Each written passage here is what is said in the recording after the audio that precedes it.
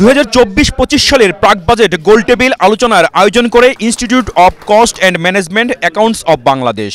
আলোচনা সভায় বক্তারা আর্থিক ও মুদ্রানীতিতে সূক্ষ্ম সমন্বয়ের প্রয়োজন উল্লেখ করেন এবং রপ্তানি আমদানিতে গতিশীলতা ও সমতার কথাও গুরুত্ব দেন। ইন্টারেস্ট রেট বেড়েছে, সেটা আমাদের কাম্য নয়, কিন্তু এটা এই মুহূর্তে টাকাকে অ্যাট্রাকটিভ করতে হলে আমাকে হায়ার ইন্টারেস্ট রেট রেজিমে যেতে হবে, টেম্পোরারিলি হলেও যেতে হবে, এটা কোনো ব্যতিক্রম নাই। 2 নম্বর হচ্ছে যে এই হাই ইন্টারেস্ট রেট রেজিমটা কতখানি যাবে সেটা ডিপেন্ড করবে সরকার কতখানি বড় করে। বক্তারা মুদ্রাস্ফীতির প্রভাব থেকে বের হয়ে আসার কৌশল তুলে ধরেন, বিদেশি ঋণ থেকে বের হয়ে রাজস্ব আদায়ের উপরও জোর দেন। 90 লক্ষ লোকের অনেক রাজস্ব দেওয়ার কথা, তার মধ্যে মাত্র 9 লক্ষ লোকের কাছ থেকে আমরা নিতে পারছি।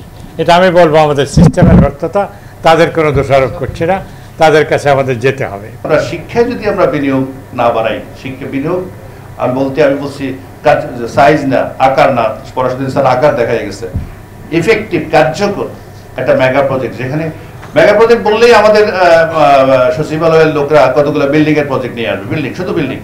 এছাড়া বৈদেশিক রিজার্ভ বৃদ্ধির জন্য কর্মপরিকল্পনা প্রণয়ন ও সুবিধা বাড়ানোর প্রস্তাব দেন।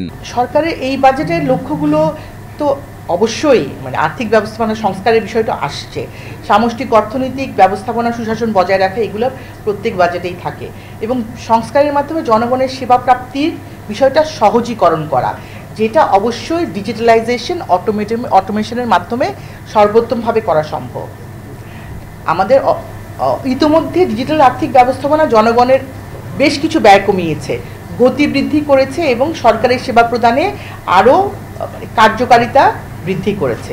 চলমান বৈশ্বিক যুদ্ধ, জলবায়ু পরিবর্তনের মতো চ্যালেঞ্জগুলো মাথায় রেখেই বাজেট প্রণয়নের উপরেও গুরুত্ব দেন বক্তারা। তো প্রত্যেক মাসের দেওয়া যায়, কিন্তু আপনার অটোমেশনটা কোথায়, আপনার সিস্টেমটা কোথায়? রকিব মানিক, এশিয়ান টেলিভিশন, ঢাকা।